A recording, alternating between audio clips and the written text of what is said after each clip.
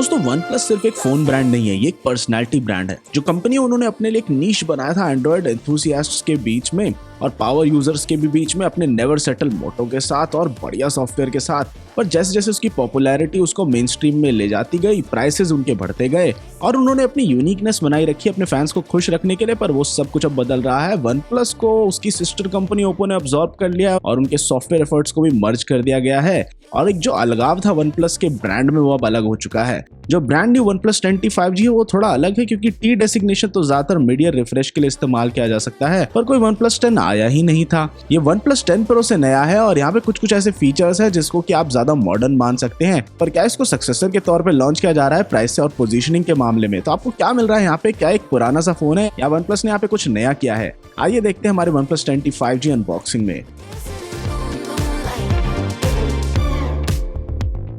शुरुआत करें अगर बॉक्स से, तो जो यूनिक सा टॉल सा डिजाइन था वो गायब हो चुका है और हमारे पास एक स्टैंडर्ड सा डिजाइन है यहाँ पे और ज्यादा कुछ नहीं है बाहर देखने के लिए। जो यूजुअल स्पेसिफिकेशन हाइलाइट्स थी वो भी नहीं है और श्रिंक रैप को हटाने पे और बॉक्स को पहली बार ओपन करने पे टॉप पे हमें एक फोल्डर दिखाई दे रहा है जहाँ पे कुछ गुडीज है, जैसे कि protective case, red cable club membership card, कुछ स्टिकर्स और एक लेटर है वन प्लस द्वारा। फोन जो उसके जस्ट नीचे और आप देख सकते हैं थोड़ी बहुत रिजेंबलेंस है वन प्लस 10 प्रो 5G के साथ और कैमरास वैसे ही अरेंज्ड है, पर थोड़ा सा सेपरेट बैंड होने के बजाय जो रियर पैनल है 10T 5G को थोड़ा सा बल्ज कर रहा है। आप ये भी देखेंगे कितना रिफ्लेक्टिव है रियर पैनल इस फोन का। वॉल्यूम बटन्स दे रखे हैं यहाँ पे लेफ्ट पे, पावर बटन है राइट पे और कोई अलर्ट स्लाइडर नहीं है। यहाँ पे छोटे से स्पीकर और माइक्रोफोन होल्स है टॉप पे और बॉटम पे आपको dual SIM tray, USB Type-C port और प्राइमरी स्पीकर देखने को मिलता है। उतनी ज्यादा प्रीमियम फीलिंग नहीं आई यार 10T 5G से, जबकि रियर ग्लास से बना हुआ है। थोड़ा बहुत बल्कि और हैवी सा फोन है, 8.75 मिलीमीटर थिकनेस और 203.5 ग्राम्स पे।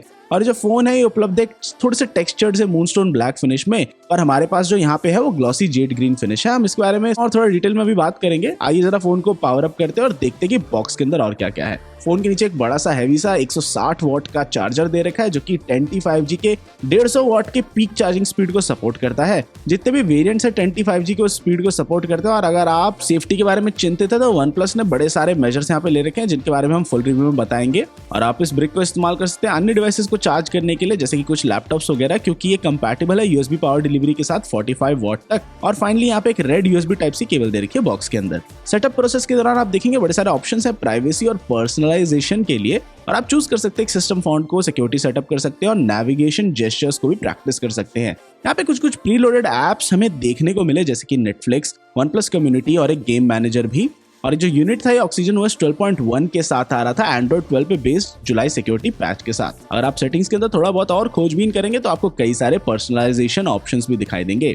वन प्लस 10T 5G के डिजाइन को बर्डन लेस कह रहा है, जिसका मतलब कि वो कहना चाहता है कि बिल्कुल प्रेसिशन से उन्होंने बनाया इसको। और ये भाई एक नया भी तरीका है ये कहने का कि उन्होंने अपने फेमिलियर अलर्ट स्लाइडर को हटा दिया, जो कि उसका सबसे एक विजिबल तरीका था उसको अलग करने का बाकी अन्य एंड्रॉइड फोन्स के मुकाबले। ये जो सिंपल स्विच था शायद से बड़ी ज्यादा स्पेस ले रहा था बॉडी के अंदर और वन प्लस कह रहे हैं कि वो प्रायोरिटाइज करना चाहते हैं कि वो छोटी सी जगह को साफ करके और बैटरी कैपेसिटी बढ़ाएंगे, पर पता नहीं क्या होगा इससे। और साफ जाहिर है कि यहाँ पे कुछ कॉस्ट सेविंग्स जरूर करी है कंपनी ने। और जैसे कि हमने 3.5mm हेडफोन जैक लूज किया था कई साल पहले, मुझे नहीं लग रहा कि ये अलर्ट स्लाइडर हटाने से यूजर के लिए कैसे चीजें इंप्रूव हो रही हैं। और कुछ ऐसे फीचर्स हैं जो कि वन प्लस सोचता है कि उसके फैंस उनके बिना रह लेंगे इस प्राइस लेवल पे भी, जैसे कि वायरलेस चार्जिंग और IP रेटिंग जो यहाँ पे नहीं है। और जो हैसलब्लैड कैमरा ब्रांडिंग थी उस तक को भी ड्रॉप कर दिया गया है। अब भैया अगर इस बात को कंसीडर करें कि वन प्लस ने नेवर सेटल बैटल क्राई के साथ अपने फैन बेस को बनाया तो ये बड़ी सरप्राइजिंग बात है। प्लस साइड पे आपको यहाँ पे top tier Qualcomm Snapdragon 8+ Gen 1 SoC मिल रहा है एक बढ़िया कूलिंग सिस्टम के साथ। यहाँ पे 16GB LPDDR5 रैम है, 256GB UFS 3.1 स्टोरेज है और वन प्लस कह रहा है कि आप 30 ऐप तक चला सकते हैं बैकग्राउंड में, तो आप हमेशा वहीं से शुरू कर सकते हैं जहां से आपने स्टार्ट किया था। टॉप एंड वेरिएंट अगर आप लें तो 6.7 इंच की यहाँ पे फ्लूइड एमोलेड पैनल है फुल HD प्लस रेजोल्यूशन के साथ, एक 120 हर्ट्ज की पीक रिफ्रेश रेट के साथ और यहाँ पे एक इंटीग्रेटेड फिंगरप्रिंट सेंसर है। ये जो डिवाइस है सपोर्ट करता है HDR10+ को और एक गोरिल्ला ग्लास 5 के साथ बना है। वन प्लस 10T 5G के अंदर एक 4800 mAh की बैटरी भी है, Wi-Fi 6 है, Bluetooth 5.3 है, NFC है और GPS है। और जो मेन रियर कैमरा है यहाँ पे वो एक 50 मेगापिक्सल के Sony IMX766 सेंसर को यूज करता है ऑप्टिकल स्टेबलाइजेशन के साथ और यहाँ पे एक f1.8 अपर्चर है। यहाँ पे एक बेसिक सा 8 मेगापिक्सल का अल्ट्रा वाइड कैमरा दे रखा है, 2 मेगापिक्सल का एक मैक्रो कैमरा है, फ्रंट कैमरा जो है वो 16 मेगापिक्सल रेजोल्यूशन के साथ आता है। और ये जो स्पेक्स हैं उतनी ज्यादा इंस्पायरिंग तो नहीं है, पर OnePlus ने कहा है कि बढ़िया डिटेल मिलेगी आपको लो लाइट में, क्योंकि 10 बिट कलर कैप्चर सपोर्ट है यहाँ पे और प्रोसेसिंग एल्गोरिथम्स को इन्होंने इंप्रूव किया है। वीडियो रिकॉर्डिंग जो है वो 4K 60 FPS तक जाती है। OnePlus का जो सबसे रीसेंट लॉन्च था इससे जस्ट पहले जो 10R था वो फिजिकली आइडेंटिकल था Realme के डिवाइसेस के साथ और वो OnePlus मोल्ड को फिट नहीं करता था। अभी 25G का जो लॉन्च है बड़े सारे सवाल खड़े करता है कि किसके लिए है, और ये जो नए डिस्काउंटेड OnePlus 10 Pro 5G जो है उसके मुकाबले कहाँ पे स्टैंड करता है, क्या जो ट्रेड ऑफ्स किए इन्होंने वो वर्थ इट है कि नहीं।